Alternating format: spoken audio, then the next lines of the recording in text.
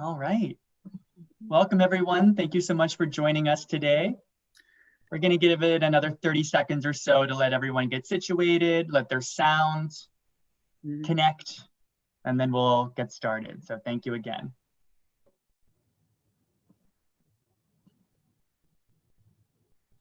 All right. I think we're ready to get started at least, and people can, of course, join us as we go. My name is Ross Yelsey. I'm an Assistant Director of Admission and Marketing at Columbia Journalism School, and I'm joined by my colleague, John Graham here, who's also an Assistant Director. And Hello. we'll be having a nice conversation today about visual storytelling opportunities in the Master of Science program. If you've been going to our other events over the fall, we've been doing other kind of targeted conversations about areas of the MS, including visual journalism today. We did audio journalism previously and also written journalism, just to get a sense on the different classes and kind of a mentorship you can get in those different areas of journalism in the Master of Science program. And in the MS program for visual journalism, you can definitely, get a taste of it if you haven't done it before. Take some, 1 or 2 classes in that if you haven't done it, or you might want to go deeper and really focus on it in the program. It offers you that flexibility. And today I'm really pleased to have 2 of our faculty members who teach that aspect of journalism, Nina Berman and Linh too, to talk with us about the various opportunities that students will have to study visual journalism at Columbia. And what we're going to do is we'll have a conversation with Professor Berman and Professor Tu for a while, and then around 15 minutes towards the end of the session, we'll have some Q&A, so you can put some questions in the chat, and we'll get to those at the end of the session to bring up with our faculty members at that point. So great. So to start off, Professor Nina and Du, would you like to tell us a little bit about your own background in journalism? I know you're both alumni of the MS program yourself, and tell us a bit about how you got involved in particularly visual journalism. And we can start with Professor Nina Berman. Hi, everyone. Thanks for being here today. I hope everyone is well. Thanks for hosting this. So I did graduate from the program back in the last century in the analog days. And I first started, my first job out of school was as a writer, but I really had a keen desire to learn photojournalism. I took some photojournalism classes at the school at the time. And at some point I quit my staff job as a writer and went freelance as a photographer. And for a good 25, 30 years or so, I was a successful magazine freelance photographer, photographing in the United States, as well as some stories in South Asia, Central America, South America, and in Europe. And pitched my own stories, but also did a lot of assignment work, also covered presidential campaigns for main clients were Time, Newsweek, New York Magazine, Fortune, and some of the European publications. I've done, over time, I kind of backed away from the sort of the daily grind and worked on more long-term projects, incorporating video, as well as still photography. I've done 3 books and some short films, and I'm a member of a photography and filmmakers collective based in Amsterdam called Noor Images, and we do group projects. So that's basically me. Thanks, Dina. How about you, Du?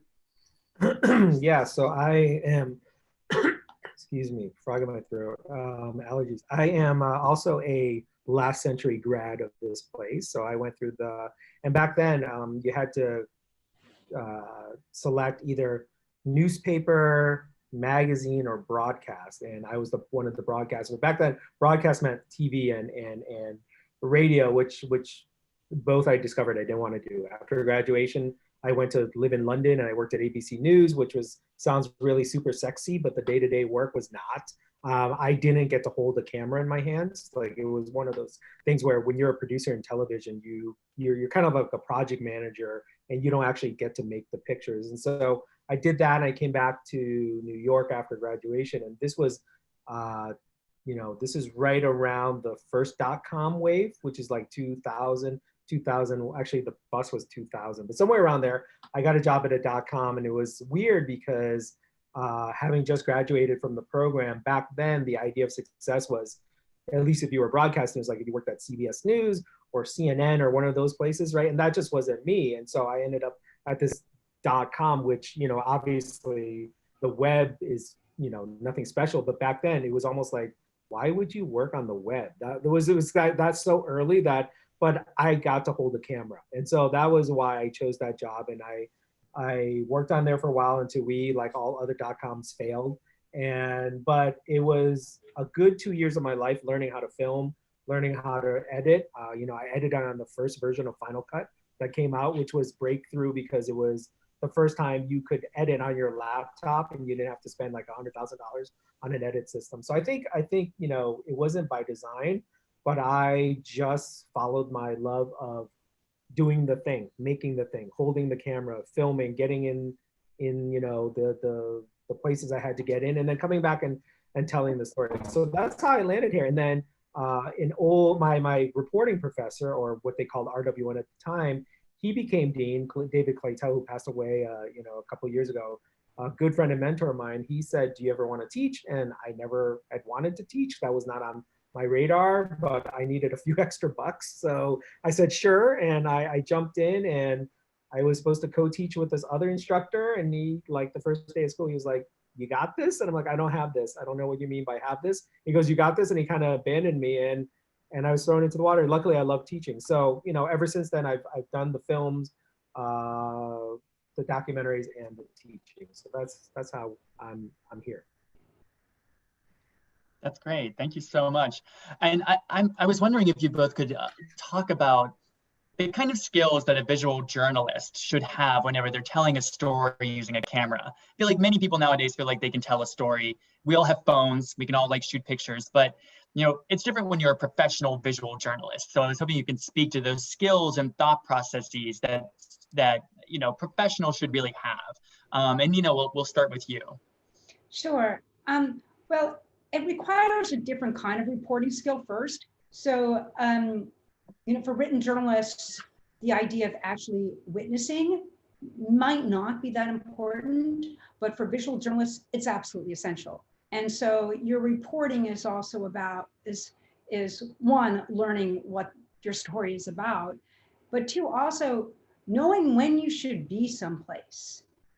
And that's really important, because you can show up, say, on some random street corner and think, oh, well, I'm here, and whatever I see in front of me, I'll just take a picture and leave. But actually, visual journalists will know, well, you might want to go to that street corner at this time of day, on a weekday or on a weekend, or you might want to know what might be happening there, right, before you actually show up. And so for when you're reporting is more based on actually understanding how you can best witness, okay? And then two, you have to want to hold a camera. So iPhones can be great, and I actually don't even think they're phones. I think they're cameras that make phone calls. But you have to respect the technology, right? And so if you are willing to do that, the gifts are great, in return. And you have to be also willing to understand that when you put a camera in someone's face, that's a different interaction than just talking to somebody. And so that's one of the things that Du and I also, emphasize a lot in our classes, is how you can be a non-intimidating journalist, right? And how you can also understand the vulnerabilities of whatever population you are photographing at the time, because people do react to cameras differently than they do to just a microphone or a pencil, right? Great, thank you. And you, Du? So yeah, just to echo what Nina said and add to it, it's like if you go to this program, which you guys all should, and I don't say that, I already get paid, so I don't actually have to say that, but you guys all should go to the program, because whether you're a visual crafter or not, you will be given those tools to think visually, to think, with investigative techniques, to think as a writer. But if you end up with Nina and I, we're a very specific type of journalists, right? Our equipment is similar, but I would never put myself in the category of photojournalism as Nina. She's next level. She's just like out there, wonderful. And what I do is the visual, the moving pictures, right? So that's and what does that mean? It means that, if you work for CNN, there's moving pictures. If you work for CBS, there's moving pictures. If you work for even, BuzzFeed, there's moving pictures. But I think what Nina and I really focus on is the aesthetics of the visual storytelling.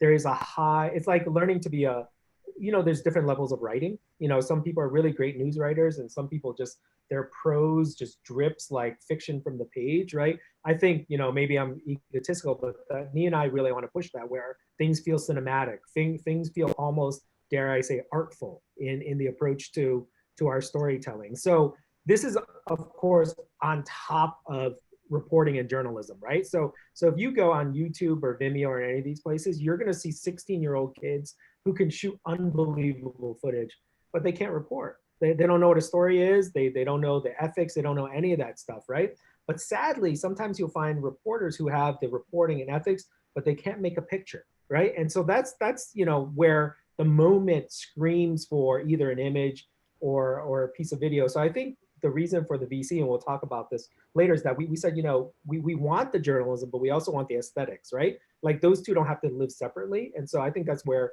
we're coming from in terms of visual storytelling. Great. Thanks, Thank Du. you. And Du, you mentioned the visual craft track, which we'll get to a little later in the conversation. But for a typical Master of Science student, a full-time student in the fall semester, everyone starts their curriculum with a reporting class, and then we'll have the opportunity to choose a class in the image and sound module, which is a little later in the fall. And that offers opportunities like photo and video. Could you both talk a little bit about what that first introductory course would offer students in terms of skills they might learn? Sure. So it's for photo, it's a very fast-moving 7-week class.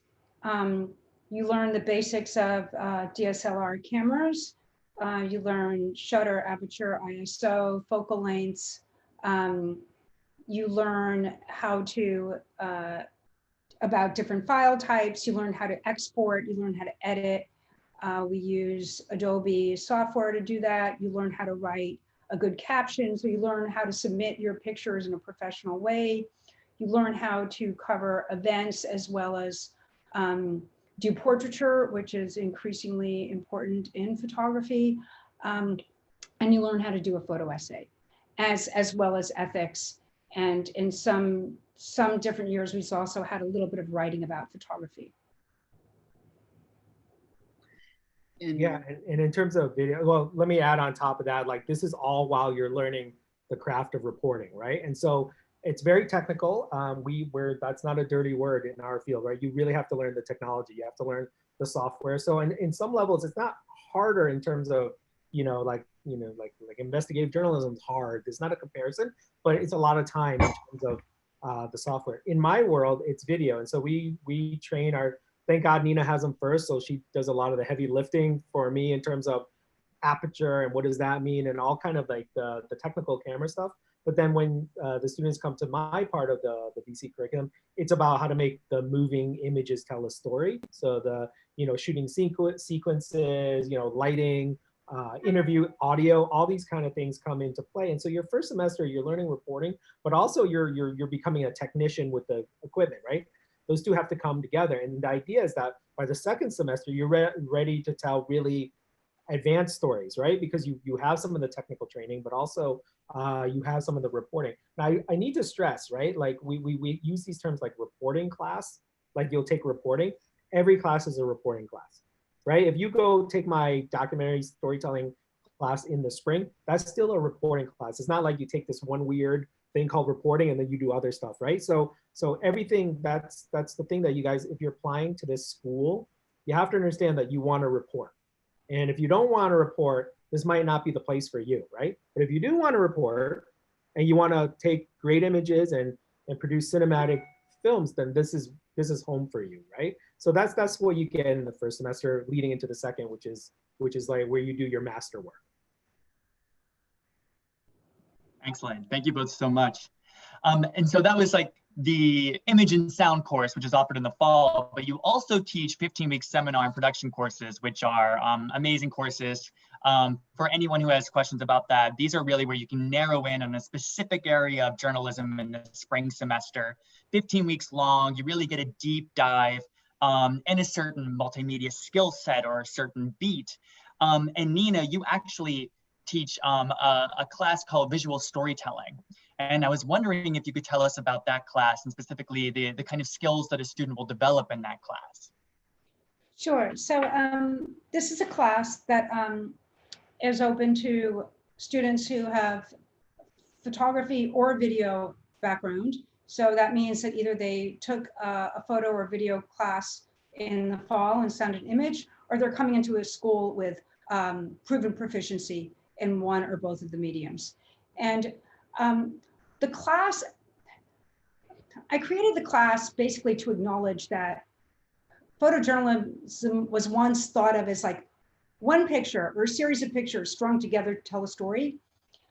But there's a whole expanded sense of this practice now, and which involves incorporating archival pictures, maybe seeing your subject as not just a subject, but maybe a participant in the contribution of the material. So in some cases, let's say you can't physically go and photograph something, say inside a penitentiary, but your subject maybe could draw something or has pictures from the past, or you can use documents. So like the visual assets are not just the photographic image. So we do a lot of reading around this notion of expanded photo documentary practice. We also do a lot in terms of photo editing, and we go into major photo databases to look and see how stories have been edited and put together. We compare different approaches. We have a lot of conversations around histories of photography and certain critiques of those histories as being colonialist or exploitive. And so it's a time for students who already have basic skills to really experiment with those skills and to come away with one, like it's like a second master's thesis almost, what they come away at the end with. It's usually then put on their website or built as a PDF. In the past, we've decided that we all want to work on one subject. So one year we all decided to work together on policing of New York City, and each person did some element of that. So year to year, it basically changes. Sometimes with input from the students, sometimes just because I'm really keen to do something and I want everyone to climb on board with me. That's great, thank you. Thanks, Nina. And for Du, you also offer a class often in the spring semester, one of these seminar and production classes called Multimedia Storytelling. Can you talk a bit about what that course offers students in terms of skills and storytelling methods? Sure. So the term, it's funny, a little inside, baseball for you guys, for you students, like academia moves slowly. So the term multimedia storytelling is like two decades old, right? We started that class, and this was when we were doing HTML and we were building our own websites and all this stuff. So we named it multimedia storytelling. And through the years, it's just a class that I taught. And so sometimes students get confused, like, what does multimedia storytelling really mean, right? So the name's antiquated, and what it actually means is you make films, right? You make films in my class. And so, so we have a great doc program here. If you're interested in that, you should definitely check out, talk to Thor or Professor Cross or the admissions office. And that's one way of learning filmmaking. So that's a great program, not to get so derailed, but so in my class, you learn a certain type of filmmaking. And one of the wonderful things about teaching at Columbia is that the university really respects the autonomy of the professor. So you'll end up in a class named X, but we really teach what we know, because that's what we know, right? Like Nina teaches like her way of doing photojournalism, like why not? She's Nina Berman, right? Like that's like what we should learn. So so I do the Doolin 2's form of storytelling, which is different than the June Cross form of storytelling, which is really great for you guys because you have a buffet to choose from. But what does it mean for me? It's like if you want to go and work at a web publication where you're doing short documentaries, when I say short, the 8 to 12 minutes, or even you want to DP a feature film, that's my class, right? So we cover obviously intensive cinematography skills. Like again, I think in the past, kind of being, at least when I was a journalism student, if you worked in the networks, like the guys, they were called the camera guys, right? Like get the camera guy, and the camera guy will film the thing. But in my class, like you are the camera guy, which is inextricably linked from the storytelling. So we go really in depth in the cinematography, but also we focus primarily on how to tell a good story. And so it's really hard to get someone to watch a minute of news. To get someone to watch 72 minutes or a feature or an 8-part series, is near impossible, right? Like when you watch a series on Netflix, you love it, right? But there's so much craft that goes into tricking you into staying for 4 to 8 episodes, right? And so we talk about that narrative storytelling while doing the cinematography, while doing, of course, again, like I said before, the journalism, right? That never escapes any of the class. Like, you know, there's no point in telling the story unless the story means something. And so that's where we also report in that class as well.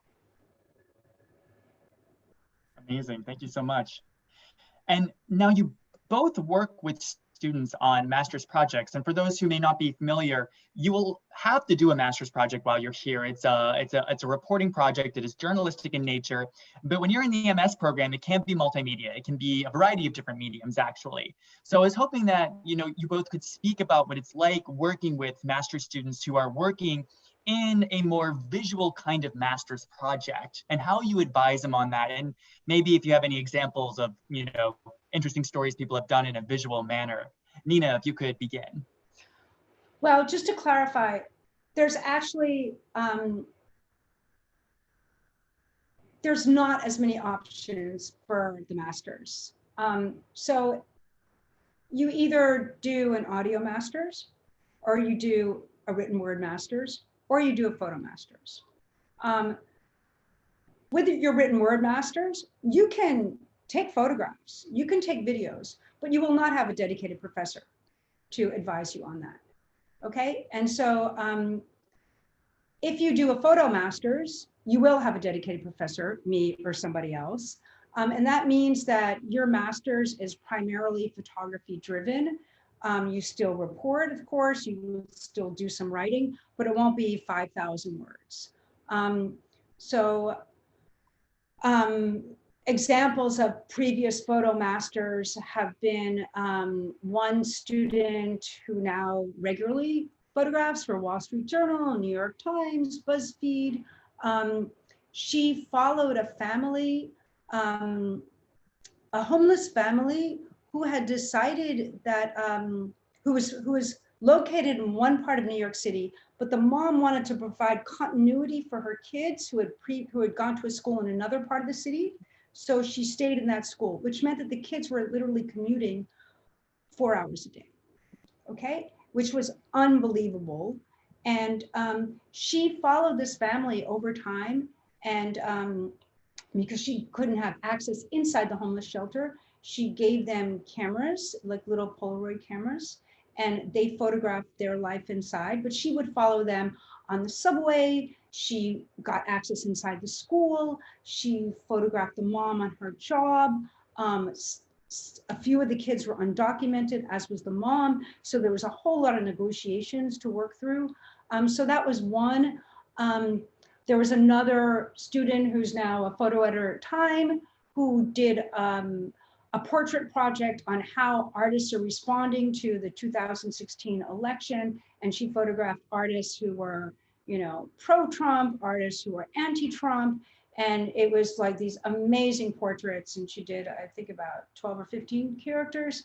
I've had some students in the past report outside of the United States. One student reported in Rio de Janeiro on the police violence in the favelas. Another reported in El Salvador and how global warming was impacting youth and emigration from El Salvador. So it really varies, but you have to, of course, you know, understand that it's photography driven. Now, and I think, I'm correct in what I just said, right? Everything, there's no video masters, okay? And the reason we don't do that is because students are coming to their master's project with a certain degree of skills, but it's just not possible to advise them, you know, 100 students, say, on making 10-minute video docs if they don't know how to edit in Premiere. So that's why, but you can incorporate some of these other multimedia elements into your master's. You just won't have a dedicated professor to help you with that, but you can get help if you take other visual storytelling classes. Yeah, and that's why I haven't advised the master in a long time, because of that video aspect. But I will say, again, I can't stress enough, and it's something you don't fully understand as a prospective student. Sorry, that's New York City sirens, but something you don't understand unless you're a student here is, like, you know, we often think, again, we talk about the reporting class, the master's project as these kind of atomized things you do in the J school, but you have to think of it as like your curriculum is this holistic kind of event, right? Where you what you learn in reporting, can be used in your master's project, maybe used in your radio documentary at the end, right? So we, unlike an undergrad thing where you took like geology and it had nothing to do with your English class, right? Like it had nothing to do with that.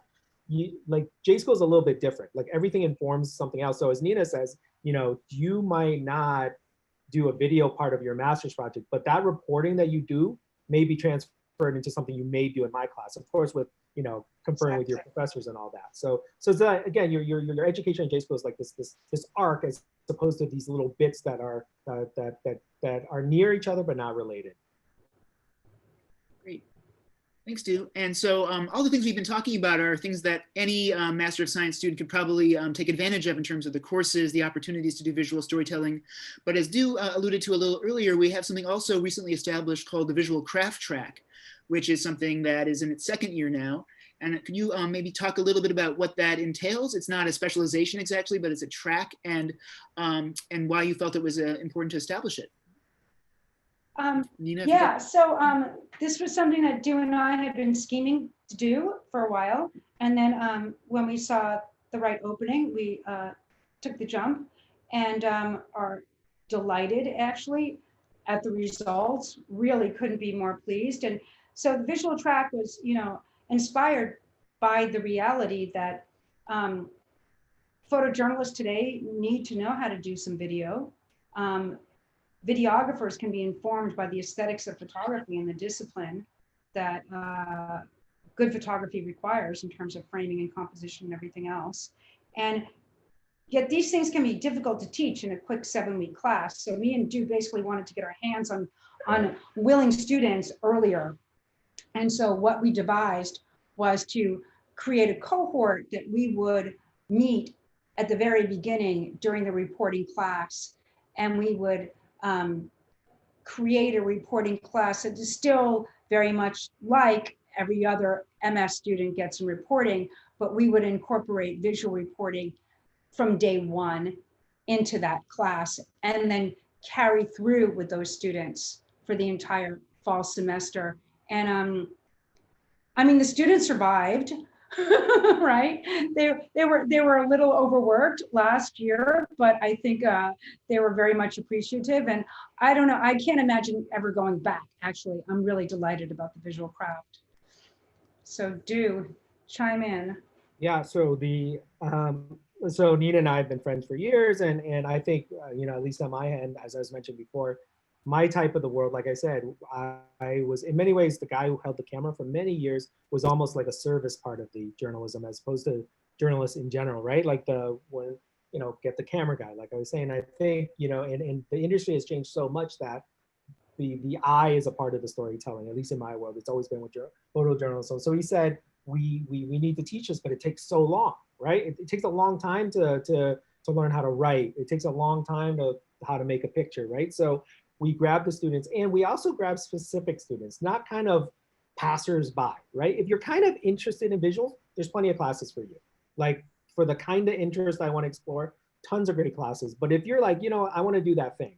I want to do that thing that Nina does. I want to do that thing that Du does. I want to do that thing I saw at the movie theater the other night, that kind of thing. Like, then that's us. So the trade-off is, like Nina says, it's a lot of work because while you're learning reporting and writing, you're also learning visual craft. And so our idea is like, if we could get you guys earlier and we could get the true believers earlier, we can have much more success because honestly, it's a 1-year program, right? You learn a lot in 1 year, and we'll never make it 2 years, right? Hopefully not, right? Like it's 1 year, you learn a lot, you get your money's worth because it's so condensed and packed in that 1 year.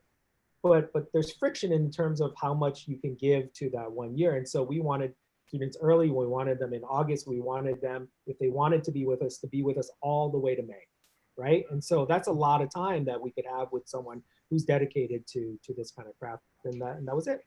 So just to clarify, the way the visual craft track works is that you would apply, and we would select, and then you would operate as a cohort and reporting, and you would continue with us through sound and image, And then when it comes springtime, if you decide, I never want to look at another camera again, like I cannot stand looking at a Premiere timeline again, you can exit.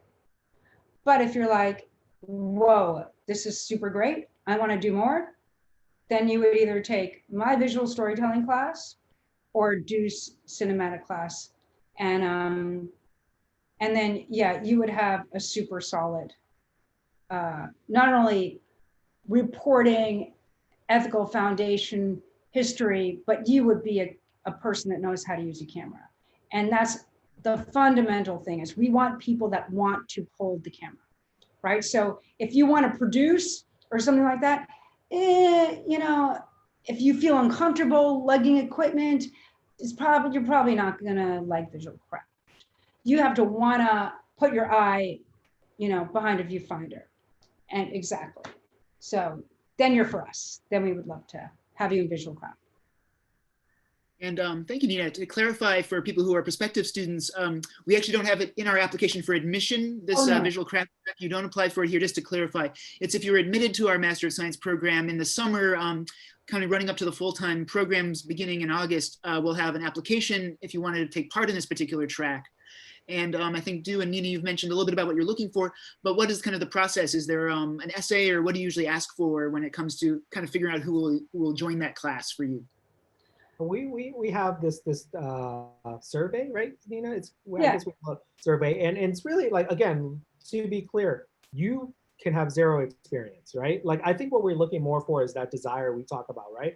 We will take someone who's never held, but has a burning desire to hold that camera, to tell that story. We will take you over any day of the week over someone with experience but no desire. So that's the first thing you should be clear about. So the questions are basically kind of get into your psyche. If you've done work, great, we want to see it, but also what's the work you've seen? How have you responded to it? And why do you respond to it? Those tend to be the questions, less of an ability, but more of a mindset. And if you're the right mindset, like we love it. We want the people who want to do this.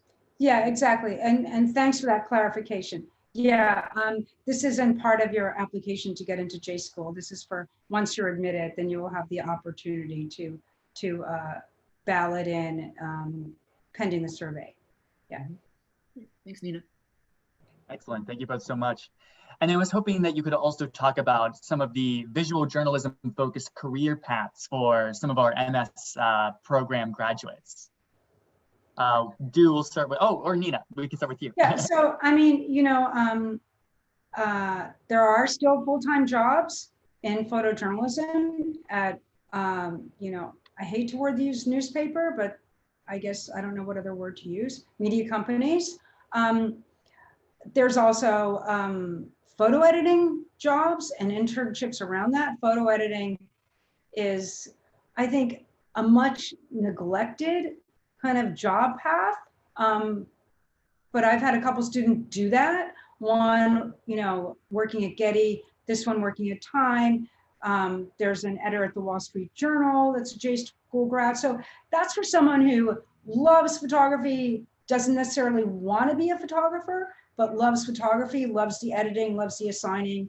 Then for a lot of students, it's a freelance career, which is a hustle, okay? And so, so you have to say this, you know, you have to really, really want it, because it is something that's not easy to do, right? So you have to really, really want it. And then you would hustle, whether, you know, you're in New York City or in Washington, DC, or in LA, or in Paris, or wherever you're going to be at. Or, and so I was in the, you know, recent students, I mentioned one who, you know, regularly works for the New York Times.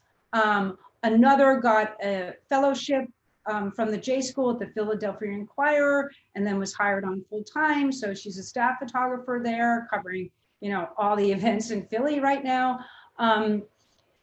And so, you know, it varies, but it's competitive. It's definitely competitive. So I don't want to pretend that it isn't. Yeah. So one thing is, you know, we have this great office called the Office of Career Services, right, led by Julie Hardenstein and her great team. And one of the key things is like about journalism school is like this is the start of a career for you, right? Like people will get jobs, right? Like I'll be honest with you, you'll get jobs, right? Like we're connected. Julie does a good job with it. We're connected with the major players in the industry just because we're Columbia, right? That's what a part of what you're buying is obviously the great education, but also the network. So you will get a job, but if you could just ignore that for 1 second, it's about career building, right? And so what you get out of Columbia in terms of jobs is you'll get, so just, my students go off to places like Vice, BBC, Frontline, McClatchy, which is a newspaper, New York Times, Vox, all of them. They've gone to all of those places, right? Now, after a year leaving here, we're like, we have to be honest, like your success is your success, right? We'd love to take credit for it, but what that means is that with the J School education, you're gonna graduate with the abilities to compete at a competitive level, right? And so, especially with the visual craft track, a lot of you will either work for, Vice or something like that, or you might become a freelancer or both, right? And so these are the skills that will give you those jobs along the way. So employment-wise, you'll land in all those great places. But because we've had such a great tradition of journalism and graduating great journalists, that the network continues for you after that, right? You go from Vice to Frontline because your work is great, but also there's someone from Columbia at Frontline that sees that you're a Columbia grad as well, right?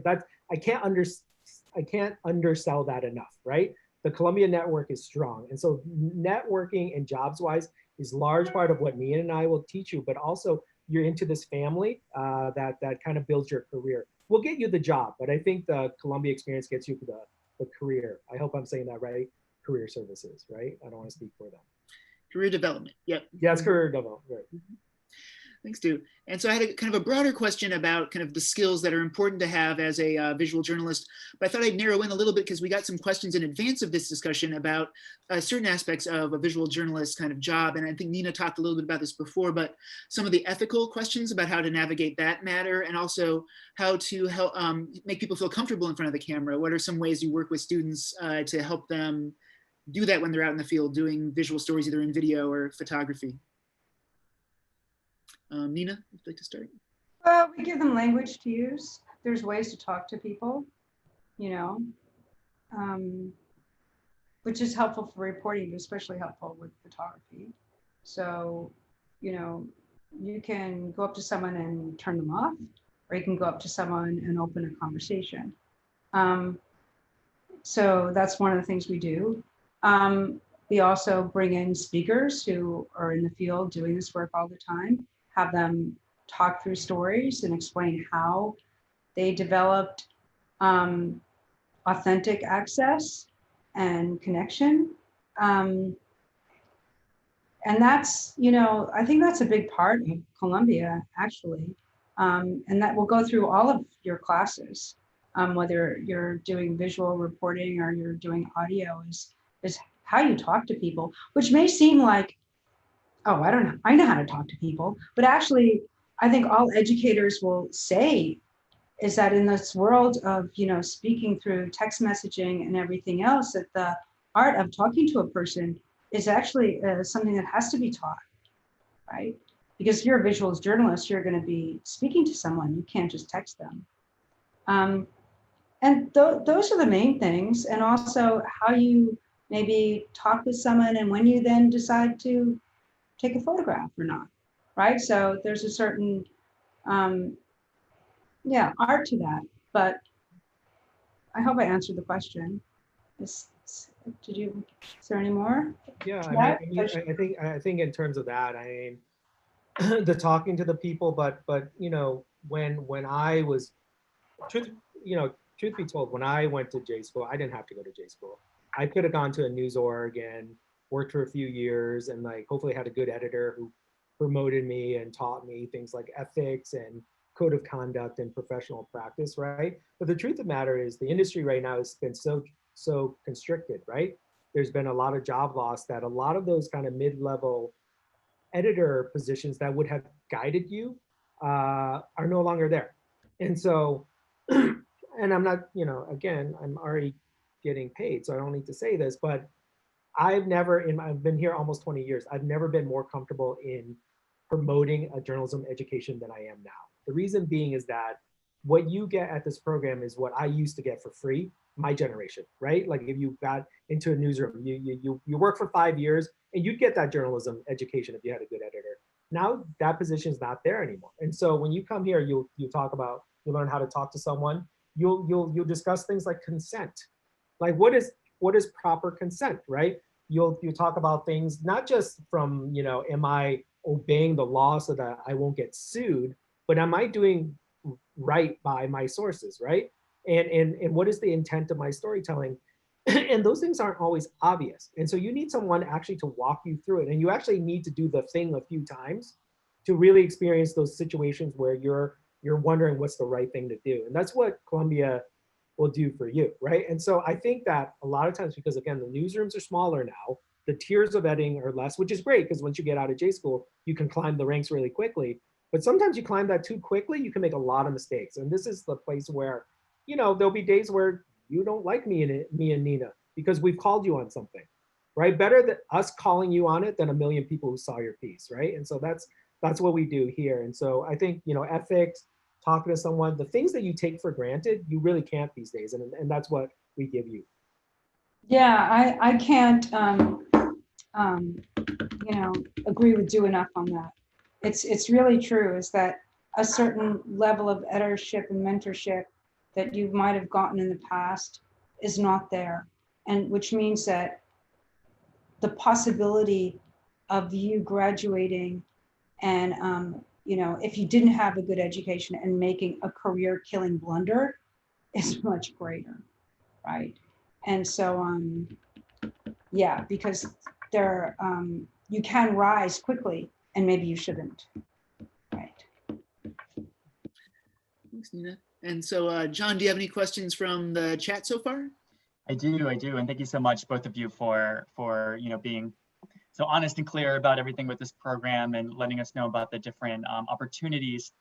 For students who have like a background in media and photojournalism or shooting video, is their proficiency level assessed when they come to the journalism program at Columbia?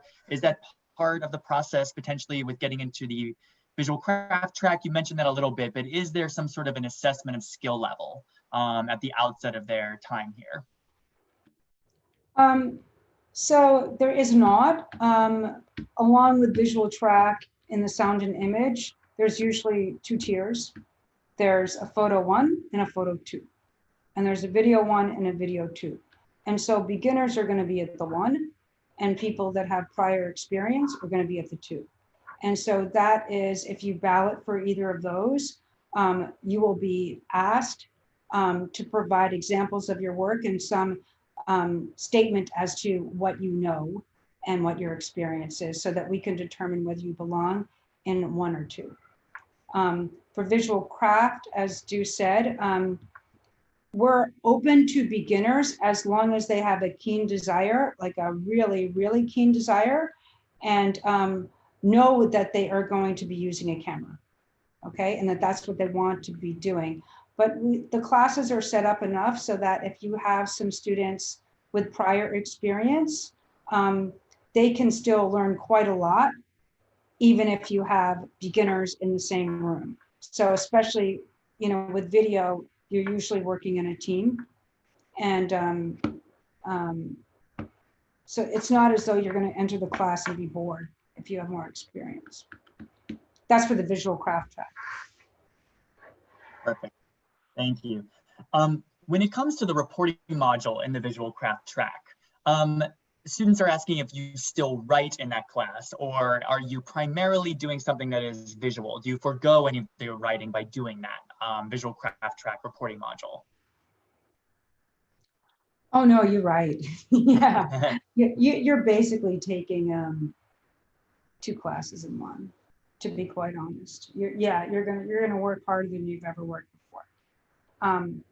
So, yeah. Yeah, I mean, with the writing, it's the early days. We need something, to kind of prove that you've done the reporting, and that comes in like writing a news story. And every journalist needs to be able to write a news story, right? Needs to be able to identify what the news is and all that. So you definitely right. You'll be writing so much, but as Nina says, on top of that is all the visuals, right? So you get a twofer, right? And so, but sometimes it's a painful twofer. Yeah, but look, every visual journalist has to write. You have to write captions, you have to write pitches, you have to write proposals. If you don't know how to write, you're dead in this business. I mean, it just doesn't matter what medium you're working in, but you have to learn how to write. And so it's really important. And for those who struggle with writing, the school offers a lot of support. Okay, and so beyond us or any other professor, but yeah, a visual, I don't think there exists a visual journalist today that can't write a pitch or a proposal, or, it's just not possible to survive and build a career. Thank you. And this question for Du, when it comes to short docs that you've been working on, considering that we're in a pandemic, have most of your interviews been remote? Have you been using cameras primarily for B-roll and relying on Zoom for the bulk of the filming? Oh, that's a great question. For the first couple months we did, right? And then as we learned more about the science and we learned more about the, protocols and how the virus actually works, we got smarter. So definitely the first couple of months we were very remote, but over the last several months, I've been throughout the South reporting. I've had, several COVID tests and they've all been negative. Masks work, everyone. The science works. You wear masks, you wash your hands, and you don't eat inside restaurants, and you're good. And so now I think, that's another thing about the training. If you come here, we teach you best practices like that because Nina and I are doing that every day. We've both been on the road. So no, you're not stuck with Zoom, even though Zoom is a great, it saved our butts early on, but our students are still going out there because we're still going out there. They bring the cameras out there because we bring the cameras out there. But the next tier is just safety. But honestly, with the virus, it's controllable. I was freaked out the first time I went down to like Tennessee when it was spiking, but you just, like I said, wear a mask, disinfect, but that's all professional practice, right? And so, we're a school of professional practice as well. And so we'll teach you all that. Thank you. I'll add to that, this current year, and there have been some questions about this, we have implemented a hybrid curriculum. So we do have classes that meet in person in Pulitzer Hall. We've reduced class size to about 8 students per reporting module. To adhere to social distancing, we've provided PPE to our students, and so they are able to do the kind of shoe leather reporting that we really feel is fundamental to this curriculum. They are able to go out in New York. They make a plan. They go out to the city to do the reporting when it's necessary, when it would, enhance the quality of the reporting. So as to just, build upon what Du said, that's part of the professional practice and learning best practices. And that is something that we're doing right now, even in the midst of this situation that we are in. I want to see what other questions we have. A couple of just like short questions. When it comes to the MA and the MS, so the MA is really a theoretical kind of program. It's for the seasoned journalist who wants to do a specialization in a subject area. If you're interested in building multimedia skills, the MS is really the program for you. That's where you're going to be able to take classes in something like the visual craft track, when you're going, visual storytelling, multimedia storytelling. The MA is really designed for somebody who wants to do something that's much more interdisciplinary. You're taking classes throughout the university to build an expertise in a subject area rather than these practical skills that we feel like are very fundamental to building reporting and writing and multimedia skills. These are just some quick hits that I'm going to go through. And then other people are asking if you can work during a full-time program, and I'll let Nina and Du also answer that, but it is highly recommended that you do not. It's a rigorous program. Both of our faculty today have discussed the tremendous amount of work you'll be doing. It's a lot in a 9.5-month period. So it's advised that you don't.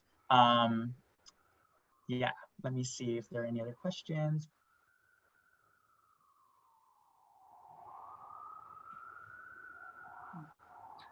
feel like we're getting a lot of very specific questions. So about, like personal things that people want to do. So I definitely encourage you to reach out to apply.journalism@columbia.edu.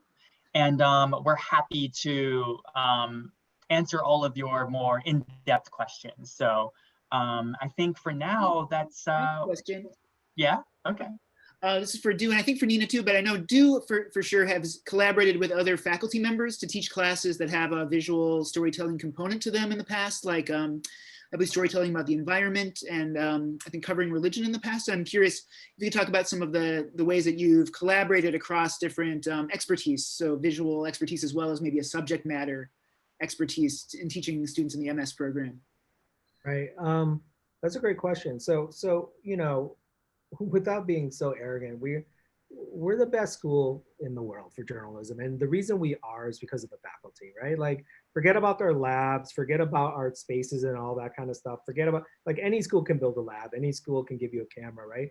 But our faculty is amazing. I'm humbled to be in that list of faculty. I feel like I snuck in, right? And so what that means is that I get to learn quite a bit, right? I get to learn quite a bit from my colleagues, just like you will if you go here. So selfishly, I love teaming up with colleagues. So for example, one year I teamed up with Marguerite Holloway, one of the premier science reporters in the world. I dabble in science journalism, but I'm not an expert. So we said, well, I do the documentaries and you do the science. So let's have a class where students who want to do science documentaries can make science documentaries, right? And so that was great. And I also teamed up with Linnell Hancock, like one of the foremost education reporters. Like, I've dabbled in education reporting.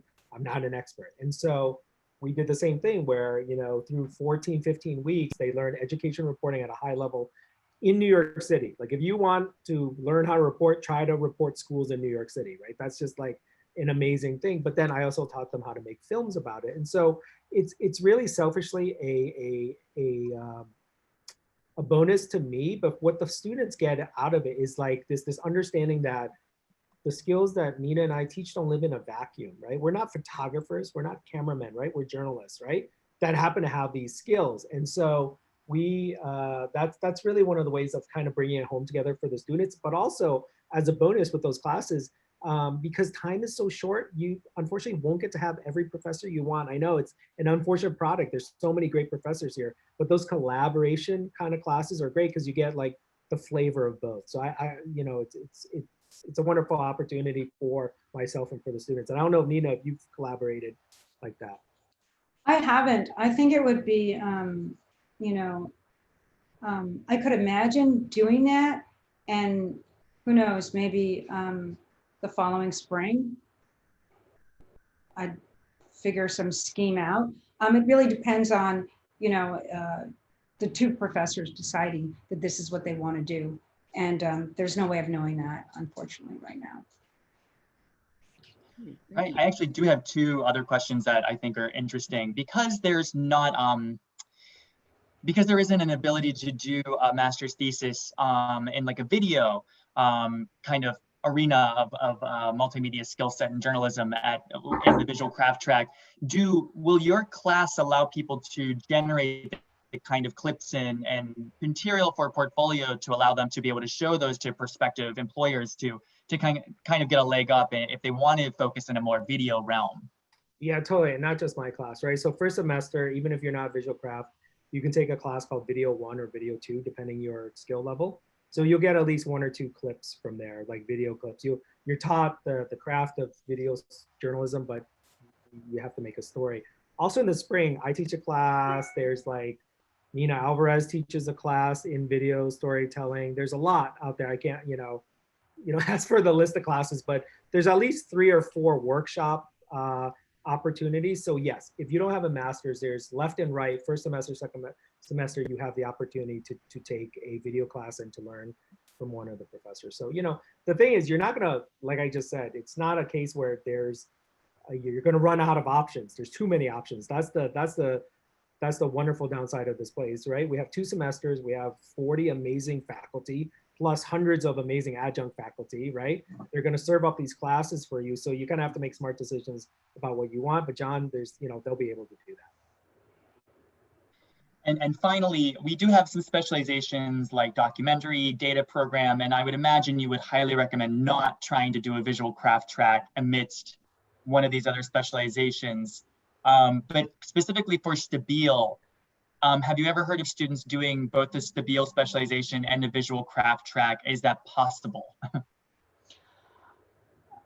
Sorry, let me jump in. Yeah, I mean, I had one of my best all-time students was a Stabile video person, Beth Morrissey. Do you guys remember that interview where Axios just made Trump look terrible? Like that big Axios interview right there. She produced that, right? And so like there has been, that's a combination of investigative reporting and visual story. So, but it's hard. Let me get this straight. It's hard, and everything's hard, but not impossible, right? So to add reporting to Stabile to visual storytelling, it has been done. Actually, every year I get a couple of doc students who come to my class as well because they want to learn this flavor of storytelling. And sometimes I'll get people who started off in radio. So it's all possible, but it's I think what the theme is, Nina and I have been trying to say is like, if you really want it, right? It's not possible if you're a dabbler. There's no way, right? If you're a dabbler, you're gonna hate it and you're gonna like be overwhelmed by it. But if you love it, it's gonna be just a wonderful pain, right? That's like a growth pain, and it'll work out. Well, I just want to clarify. If you apply for the documentary program, you don't get visual craft.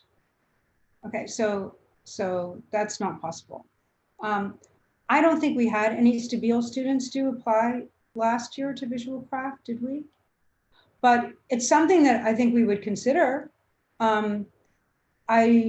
We would have to see if they have their own special reporting cohort or not.